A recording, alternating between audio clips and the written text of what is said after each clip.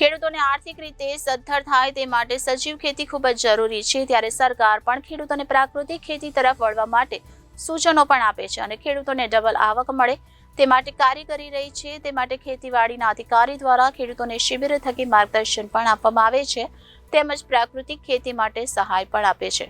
ત્યારે સુરેન્દ્રનગરના ગૌતમગઢના ખેડૂત હમીરસિંહ પરમારે પહેલા લીંબુનું વાવેતર કરીને સારી આવક મેળવી, ત્યારબાદ હવે પોતે પોતાના ખેતરમાં ઘઉં અને વરિયાળીનું પ્રથમ વખત વાવેતર કર્યું છે।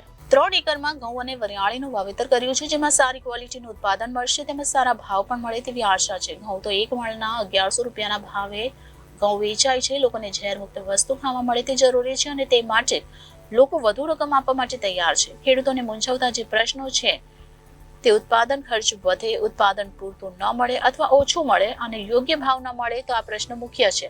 ત્યારે સજીવ ખેતીમાં ઓછા ખર્ચે વધુ ઉત્પાદન મળે અને સારી ક્વોલિટી મળે, જેના કારણે ભાવ આપણે નક્કી કરી શકીએ। આ કારણે હમીરસિંહે પોતાના 11 એકર જમીનમાંથી 3 એકરમાં ઘઉં અને વરિયાળીનું વાવેતર કર્યું છે, સાથે ઓર્ગેનિક શાકભાજી, ફળ તેમજ લીંબુનું ઉત્પાદન કર્યું છે, જેના થકી સારી આવક પણ મેળવી શકે છે અને સારી ક્વોલિટીનું ઉત્પાદન મળે છે, જેને ખાનારો એક વર્ગ છે।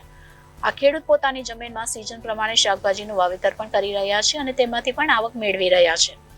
આ જગ્યાની મુલાકાત બીજા ખેડૂતોએ પણ લીધી છે અને તે લોકો પણ ઓર્ગેનિક ખેતી તરફ વળ્યા છે। ચોમાસાની સિઝનમાં લીંબુની માંગ ઓછી હોય, તેના ભાવ ન મળે તો તે લીંબુનું અથાણું બનાવીને પણ વેચે છે અને આવક મેળવે છે। બીજા ખેડૂતોને માર્ગદર્શન મળી રહે તે માટે પોતે શિબિર પણ પોતાના ફાર્મ હાઉસમાં કરે છે।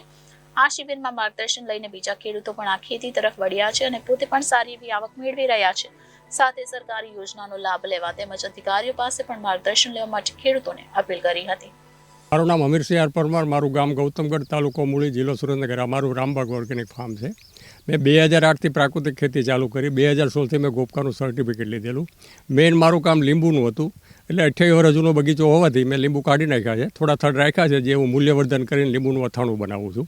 આ વખતે મેં ઘઉં અને વરિયાળી વાવી છે પ્રાકૃતિક રીતે જ। કોઈ રાસાયણિક ખાતર, જંતુનાશક દવા કે કેમિકલનો ક્યારેય પણ ઉપયોગ કરતો નથી। 2008થી મારા ખેતરમાં એક પણ ગુણી મેં નાખી નથી અને પ્રાકૃતિક ખાનારો એક વર્ગ છે જ તે જે તમને તમારા ભાવ આપવા તૈયાર છે। સમયની માંગ છે કે પ્રાકૃતિક તરફ વળવું પડશે। ભારત સરકાર અને ગુજરાત સરકાર પણ ઈચ્છે છે કે ખેડૂતોની આવક ડબલ થાય, તો એના માટે પ્રાકૃતિક ખેતી અને મૂલ્યવર્ધન ખૂબ જરૂરી છે। આ મારા ઘઉં અત્યારે 1100 રૂપિયામાં એડવાન્સમાં વેચાઈ ગયા છે। આ ફાર્મ જે છે એ સરકારે મારા મોડલ ફાર્મ તરીકેની પસંદગી કરી છે। હું અહીંયા ખેડૂતોને પ્રત્યક્ષ તાલીમ પણ આપું છું કે પ્રાકૃતિક જોડાવામાંથી શું ફાયદો થાય અને પ્રાકૃતિક કેવી રીતે કરી શકાય, ઘનજીવામૃત, જીવામૃત, બીજામૃત, આચ્છાદન આ બધું કેવી રીતે કરી શકાય, મિશ્ર પાક પદ્ધતિ, એની હું તાલીમ પણ આપું છું। માસ્ટર ટ્રેનર પણ છું SPFનો। અમારું પ્રાકૃતિક ખેડૂત સંગઠન પણ છે અને જે લોકો પ્રાકૃતિક ખેતી કરતા હોય ને વેચાણનો પ્રશ્ન ઊભો ન થાય એટલે અમે સુરેન્દ્રનગરમાં FPO ચલાવીએ છીએ, જેનો હું ડાયરેક્ટર પણ છું અને ત્યાં પોતાની વસ્તુ પોતાના ભાવથી વેચી શકે એનું અમે આયોજન પણ કરેલું છે। મારું આ 3.5 એકરનું ફાર્મ છે, એમાં અડધામાં એટલે 1.5 એકરમાં મેં વાવેલા છે ઘઉં અને 1.5 એકરમાં મેં વાવેલા છે વરિયાળી। વધારે પડતા રાસાયણિક ખાતર, જંતુનાશક દવા અને કેમિકલના ઉપયોગથી જમીનની તો પ્રત બગડી છે, પણ એના ઉત્પાદનથી પણ જે ખાનારો વર્ગ છે એને ભયંકર આપણે ધાર્યા ન એવા બધા રોગ થતા હોય છે। એટલે જૈવિક વસ્તુથી જે વસ્તુ બનેલી હોય એનો જો આપણે જીવનમાં આપણે ઉપયોગ કરીએ તો 100% આપણને ફાયદો થાય। વચ્ચેના ભાગમાં તમામ પ્રકારના અમે શાકભાજી વાવીએ છીએ। દર રવિવારે એમને FPO ઉપર વેચવા માટે પણ મૂકું છું।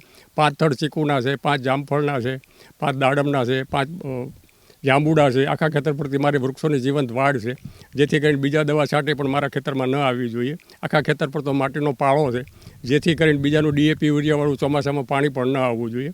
એટલે પ્રાકૃતિક ખેતી તરફ જવું એ ખૂબ જરૂરી છે, અતિશય જરૂરી છે। Bureau report, Janadesh news, Surendranagar.